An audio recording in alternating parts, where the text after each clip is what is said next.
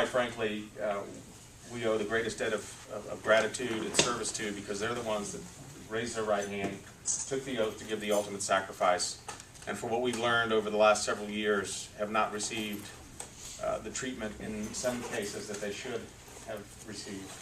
I also want to recognize some of the other heroes that are here. I consider some of them the unsung heroes, the ones that are here from the Florida Department of Veterans Affairs, James A. Haley, and other veterans associations, because they're the ones that are first line of contact for these veterans. What we know is that there have been problems. We've known this for quite some time. You see, the primary and foremost purpose of the Veterans Administration is to provide timely, prompt, and necessary medical care for those people who have service-connected injuries or illness. And when we have a waiting list that becomes outrageous, and when we have a waiting list that goes beyond 14 days, I consider it outrageous. And when we have a waiting list that goes in the months and then results in deaths, it becomes unconscionable. And what we need to do is make sure that the mission of the VA is fulfilled in its entirety. And that's where we as members of Congress have that obligation. You see, I think what we need to do is make sure that if they are not available at the time to be seen by a physician at the Veterans Administration, then they need to be able to go to any willing provider who will provide them that care and treatment that is absolutely necessary at the time they need it, if they're willing to take the Veterans Administration's reimbursement for it. It's not a bigger bureaucracy we're trying to create. It's more available opportunities to see the necessary medical care and treatment they deserve for what they've given this country. The second part of the equation, of course, is in the claims side. And we have waiting lines there. But more importantly, what we've seen is that when the Veterans Administration would receive claims, if they denied them, and in many cases they would deny them, they would consider them closed. There's a gentleman here who waited 5 years to get a hearing, but that was for medical services. 5 years to wait for a hearing is unconscionable. It's not even considered due process, which is fundamental to this Constitution and our way of life in this country. What we wanted to do today is to continue to reach out to our veterans. There's no silver bullet. There's no one solution that we can have. But what we can do is raise the awareness as to the need for the medical care and treatment and the benefits that they are due because of their disabilities, and that we as a Congress make this a priority. I've known for some time in my short term in Congress that we've had problems. I introduced the Veterans Timely Access to Health Care Act that requires the VA to give an appointment within 30 days. That's way too long, but at least we know that that isn't even being met, and that needs to be met. So what I'm hopeful for is that what we do today is to allow for the American public to see that this is an area that we must focus on and raise as a priority. To those that are on the benefit side that are there to provide and what I consider to be a labor of love for what you do, we're here to help. We don't want to tie your hands more with red tape and more forms to fill out. We want to untie your hands so that you can give this care and treatment and the compassion that you've been trained to these much needed veterans and heroes. And for those on the benefit side, due process is everything. We have multitude of cases in our office where they have recouped retroactively payments that were due for years past. And my only question is how do you survive? When you know that you have the service-connected disability for what you've done for this country, and yet this country won't timely provide you the benefits, how are we supposed to expect you to survive? How are we supposed to expect you to have the homes, the nutrition, the lifestyle to which you become accustomed? You know, if government is going to be part of the solution, then we need to make sure that government provides the benefits in a timely fashion without more government involvement. And if we have to outsource some of our claims administration, then let's do it, but let's make sure that we allow these veterans the opportunity to have what they deserve. And that's their day to be heard and their benefits to be received. And with that, I'll take any questions or comments from anybody. We're going to run over to James Haley Center after this. Luis. Are you going to James Haley? Yes, sir. Just a little while, yes. Probably about 20 minutes. Okay, as I said before, I extensively talked to you about an 11-year investigation problem that I started as a result of experiences personally and so on. I've written a report which I just gave you. The report there also has a program expressed as the American Veterans Sentinels Program. These will be veterans who will not be working for the VA system, nor the Inspector General's office, or any other agency except the Congress, the Senate, the United States, and the VA committee of spouses. They work for them. They will be the ears, the nose, and the eyes of the Congress in hospitals 24/7. They're there. Now, these are highly condecorated, highly motivated veterans records, but also PhDs, doctor's degrees, master's degrees, highly educated specialties, which will be set into committees that will actually, in the event that in a particular region they need help with consulting or solving problems or investigating or looking into, they will do that work.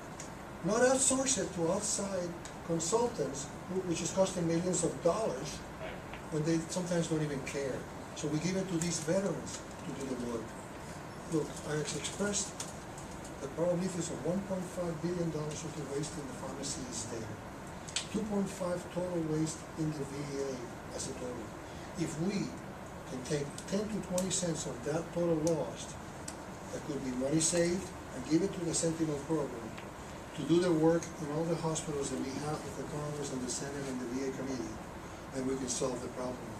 And it's justifiable. It is worth having those people on the constant lookout for the veterans, helping the administration of hospitals, and at the same time helping the Congress find the solutions through them. No more money thrown out. We've wasted enough money as it is. I'm going to show you proof in a little bit. Yes. But we have a lot of stuff that is wrong. I knew that 11 years ago. I'm not going to go into scenarios of whom, what, this and that I talked to, because I fell in deaf ears for 11 years. Congressman Jones not long ago gave me his ears and agreed with me. I hope that you will do the same thing. Yes. You are my congressman.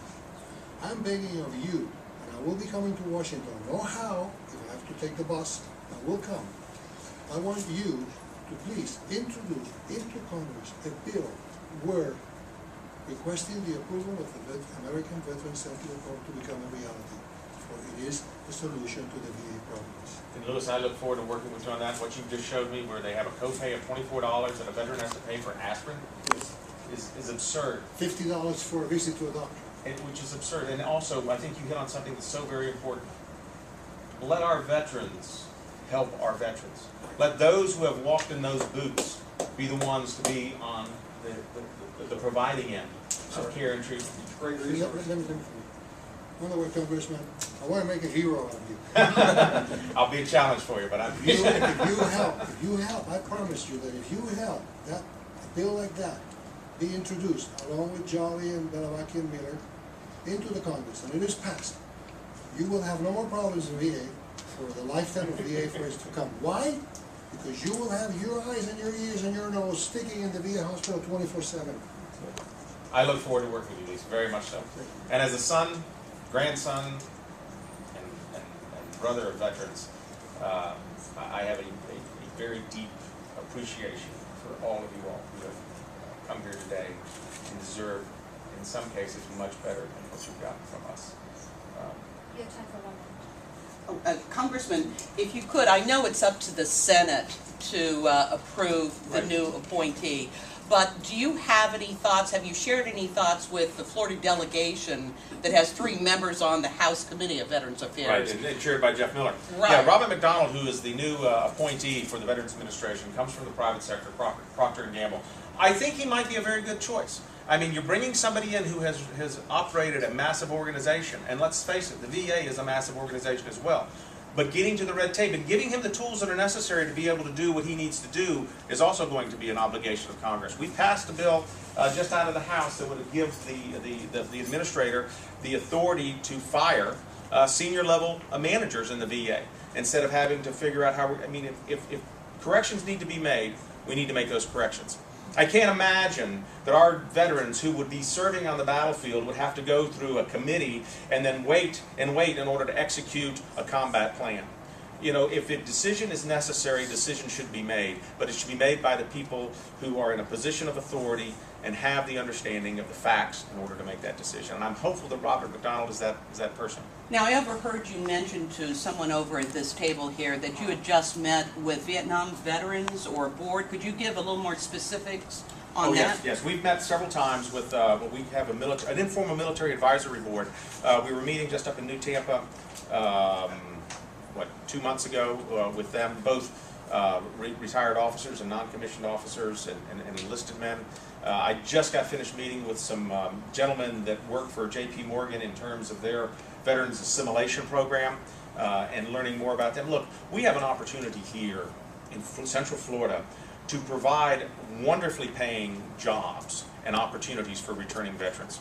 And you know, with the University of South Florida here, with their cybersecurity program, with the clearance, the security clearance that most of these veterans are going to have, we have a wonderful opportunity to bring them in and assimilate them. But with that comes an obligation to make sure that we take care of such things as PTSD, traumatic brain injuries. We've got them coming back from Walter Reed, and if you haven't toured Walter Reed, it's an incredible facility, but once they leave Walter Reed, where do they go? You know, that transition now into this facility, over here at James Haley or at Bay Pines at the Bill Young facility is so crucial. But, you know, just bringing them back is not enough. Assimilating them into a workaday world with a good life and a great future is our obligation, in addition to their timely medical care and treatment. Yes, sir. Forgive me. Something I'd like you to do, please. Yes, sir. When I show up at James Haley and the VA parking is full, sir, please. I mean, first of all, getting into the system's hard enough, getting the appointment's hard enough, and then I missed my appointment because, so forgive me, sir. Thank you. No, Thanks forgive for the us. opportunity. Forgive us. Thank you. I thank you all for the opportunity of being here. Again, I want to thank all those who have participated, and we look forward to following up with all those veterans that have been here. And please, I ask you to contact our office for anybody who could not make it, as we have a great staff that looks into these and makes sure that we bring them to the proper resolution. So thank you all again.